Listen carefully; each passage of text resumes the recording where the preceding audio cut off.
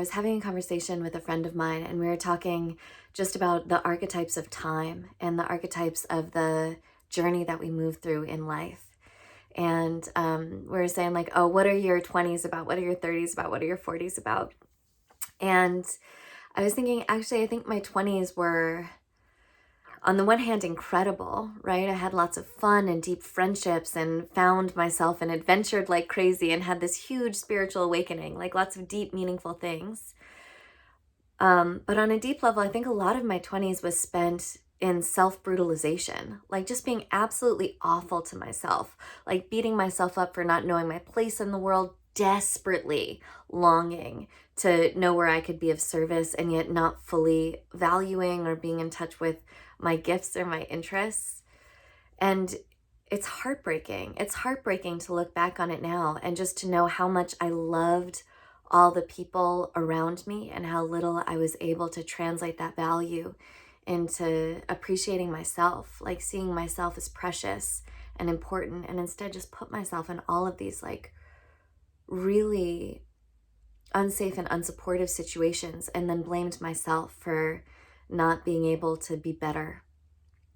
And it breaks my heart now that I work with clients who are also in their 20s, and just to see these people who I think are fucking amazing just engage in such a process of self-brutalization.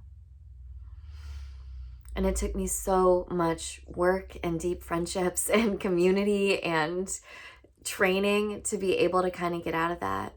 And I feel like now in my 30s, and what I notice about people in their 30s is it's kind of this oscillating or this buffering between what's been called in kind of like the major archetypes of life for women, maiden and mother.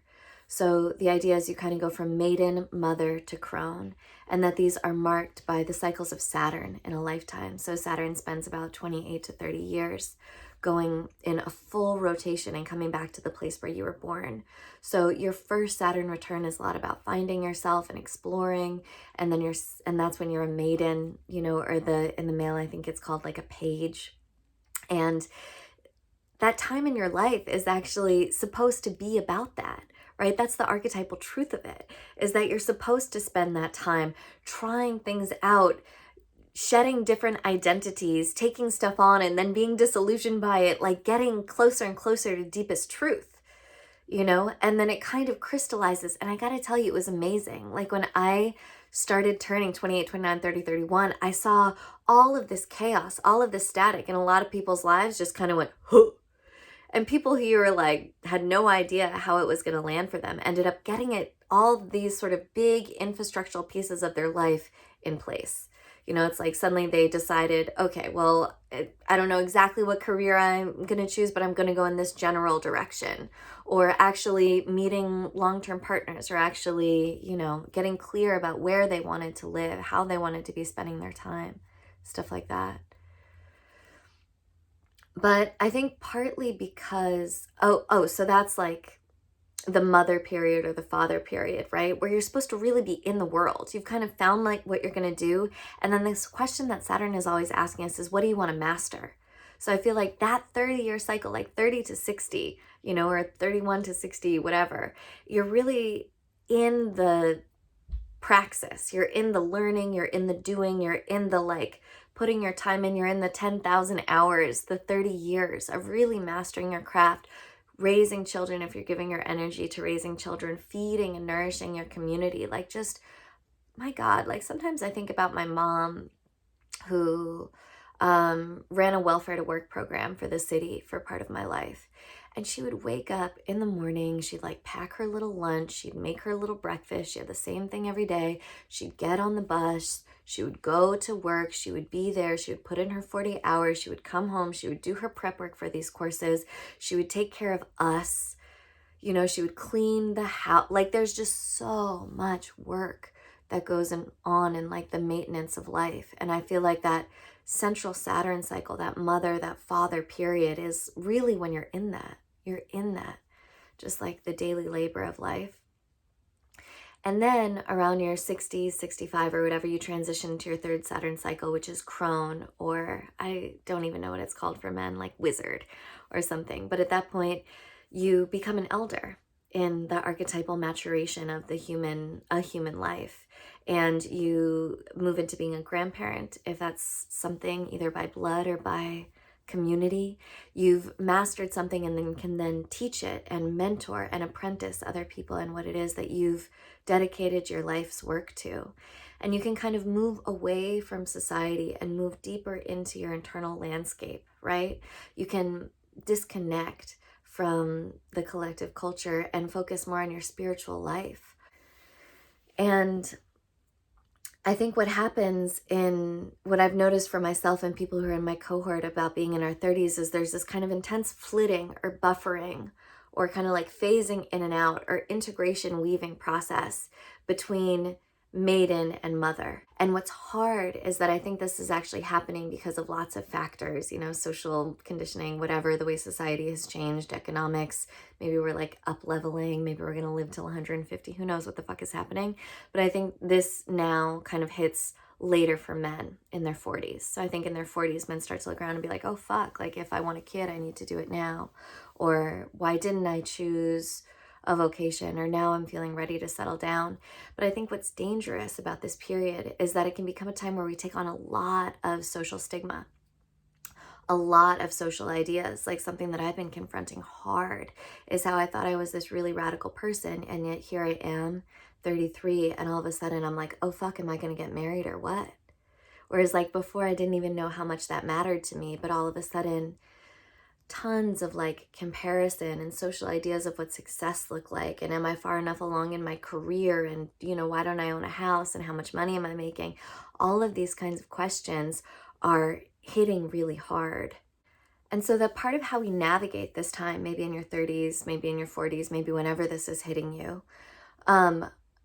matters. And finding a way to navigate whatever that piece that society is telling us to be where we should be, and finding our own truth and finding maybe an archetypal truth, right, is the work. So I just want to put that aside, that there's this whole social narrative about where we're supposed to be, particularly at this time in our 30s, about what a successful life looks like, about what priorities should be, about what those infrastructural pieces should be. And this tends to keep us very conventional, right? Like this is cultural, and everything that is cultural, culture's like a survival operating system, right? That's why culture made a lot more sense when it was tied to a specific time and place and ecology, because it had to do with living with those people in that natural environment, with those plants, with those animals, with that temperature through the seasons. And as we like move away from place-based, tight-knit social agreements in that way, culture has gone haywire, right? Because it's like, how are we supposed to survive, and what is the actual ecosystem that we're trying to survive in? Who are the actual ties that we're trying to maintain? Are like 50 to 150 or whatever. So the function of culture is actually to slow change, right? Because change creates a level of instability, and you know, a lot of culture is like doing the same thing over and over again and trying to replicate the patterns that you've inherited. And now, as things accelerate, replicating those patterns might not necessarily make sense. And as consciousness individuates, attempting to fit your life to the pattern that's been given might not necessarily be the most evolutionary thing for you or for us as a culture. So in terms of being able to authentically embody whatever this archetypal transition from maiden to mother, from page to father is, we need to be able to interface with that. But the question is, what is really being asked of us? What is really truth? And I want to put that aside. So that's like the frame, the overarching frame of what we're doing. But to get back to it, what I've noticed in people is that for many of us, there tends to be like a very facile, a very easy time being able to connect to that childlike sense, right? I know this gets drummed out of us a whole lot, and we get ground down by whatever and jaded and everything, but most people, if you play with them enough, you can get to that inner child, right? You can get to maiden, you can get to page. And there's complexity within that, right? There's like the immature side where it's throwing tantrums and victim consciousness, wanting to be rescued, wanting to be taken care of. Like there's so much immature patterns that I learned in my maiden self that I'm trying to kind of grow up and reparent now in my 30s. Like even like wanting to be chosen by a man, wanting approval, wanting to be liked, getting jealous, feeling special, like,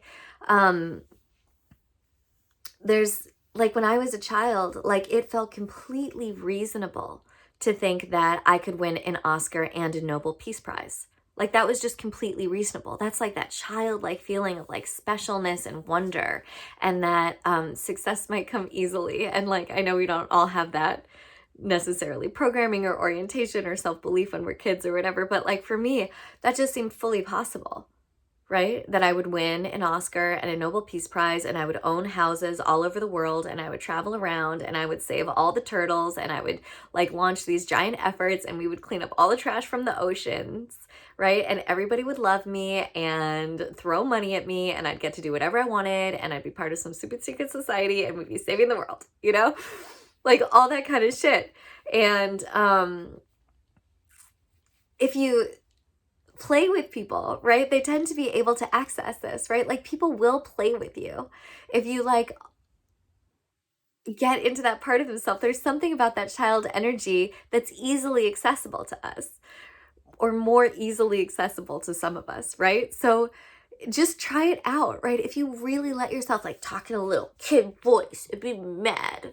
And we need to bring that out, because a lot of times what happens is we put this sort of like mature or like identity mask over what's just like an immature child who's fully in victim consciousness, wants to be taken care of, is also like magical, imaginal, erotic, right? So there's so much like chi in there, for better, for worse, for like beyond even the field of better and worse, right? There's just like childlike energy still pumping through. And then I've noticed that it seems to be pretty easy for people to connect to like crone or to elder energy. Like if you really imagine kind of like stepping out, if you imagine being 80, if you imagine nothing left to win, nothing left to prove, I think people can tap into it to greater or lesser extents, but regardless, there's a hunger for it. There is an intense drive and desire to be an elder already, to have done it already, to be like lying back in your rocking chair watching your, grandchildren play, to be wearing a muumuu and playing in your garden, to be free from like wanting to be attractive or needing to prove yourself as smart. Like such a hunger to be quiet, to escape society, to drop out of relationship, to be in a more spiritual connection, to go internal, to go slower. Time, space, stillness.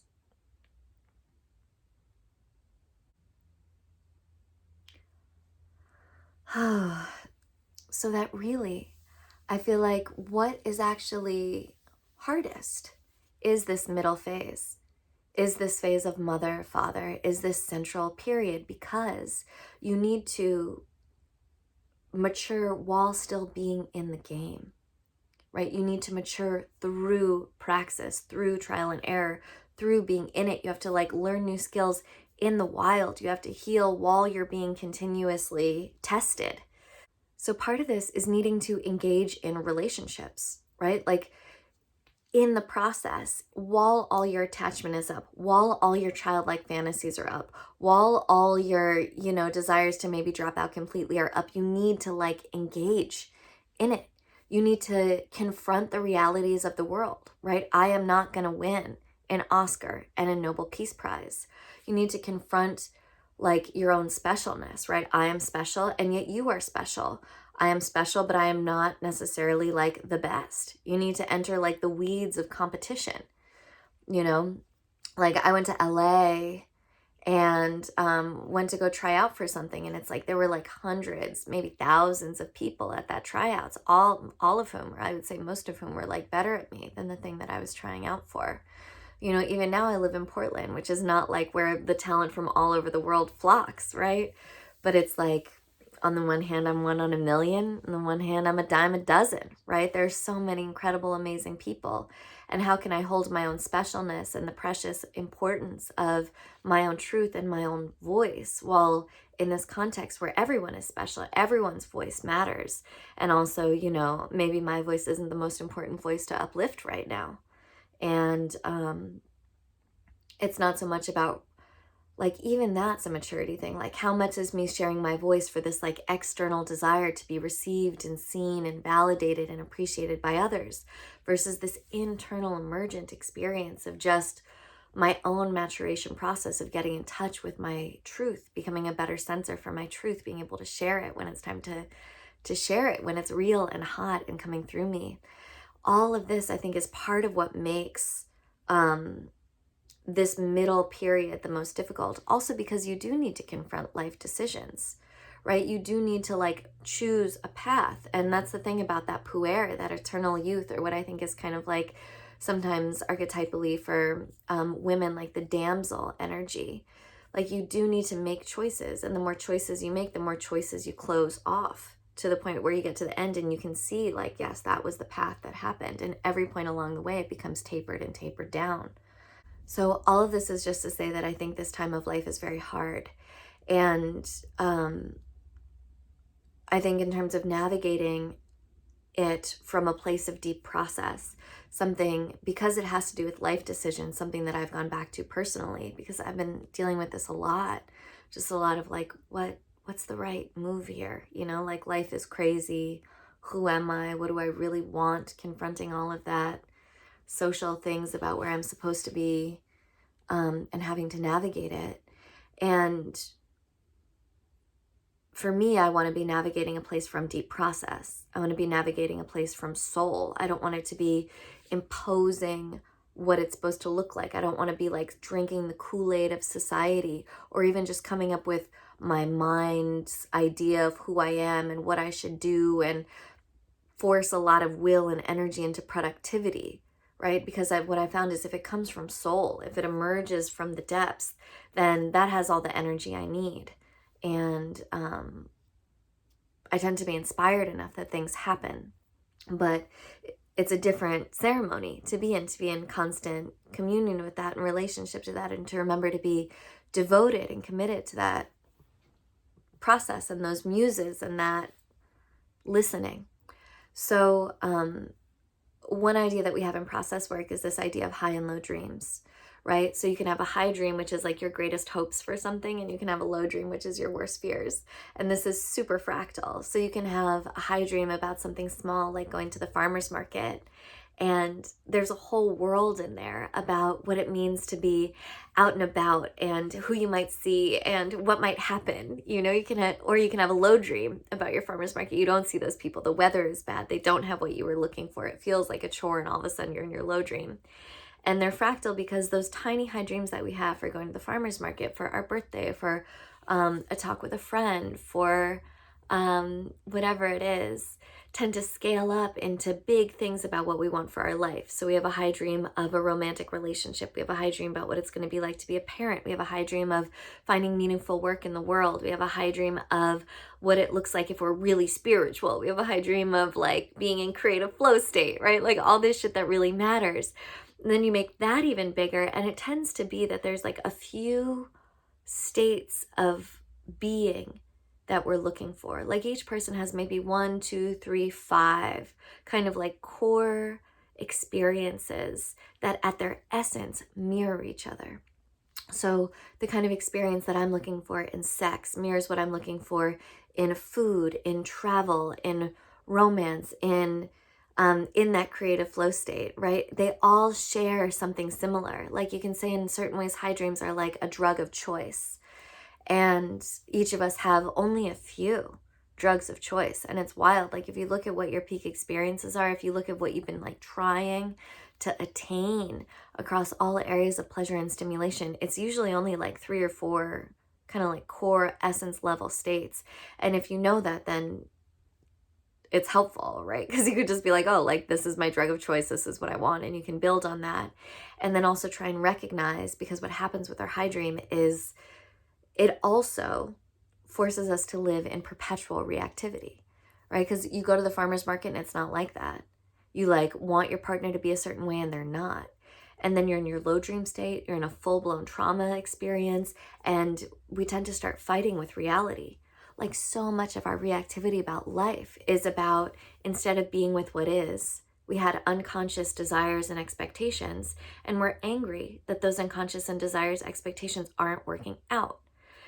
But what's complicated, and this is where it spans both, is that in those high dream states, we are both this like inner child who's throwing a tantrum that's like, I wanted you to like take care of me, and I wanted you to listen, I wanted it to be more fun.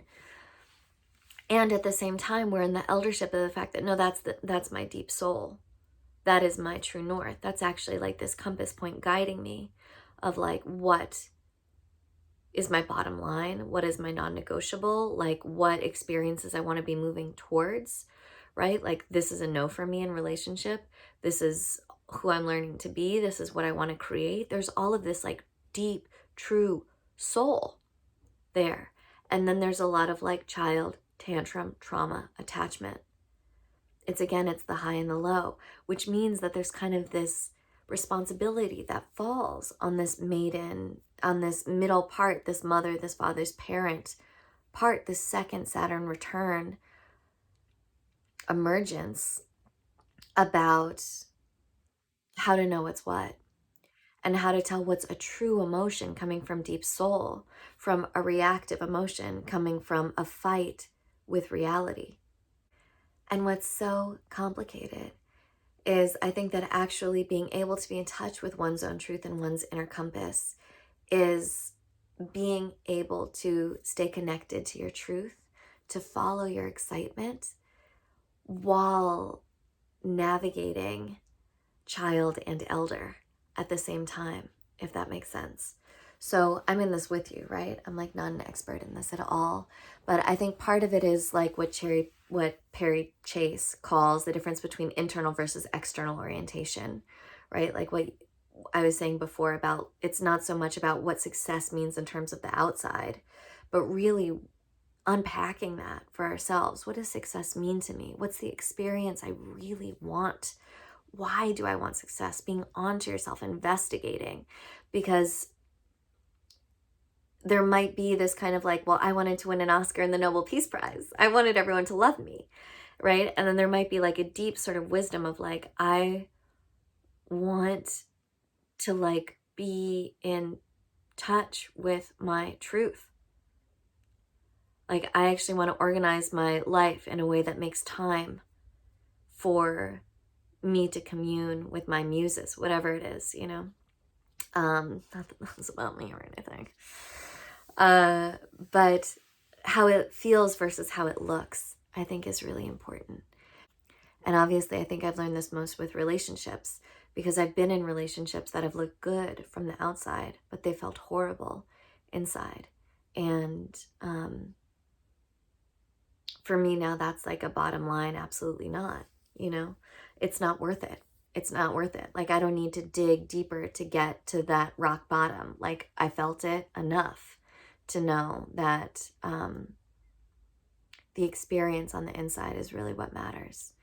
And the same, it's like if you're like unhappy in your work, but you're hoping that you're going to get this kudo golden parachute on the other end, like for me, that's not worth it. And also becoming a better sensor for what's a real feeling versus a reactive feeling. Like, what's a real feeling of like, this is what I want. This is the right way to move, versus I think I need to do something, and just like jumping out of anxiety or being angry with myself for not doing it. And then also I'm just like trying to sit with like what's really resonates. And this is where I come back to kind of like just noticing my own energy.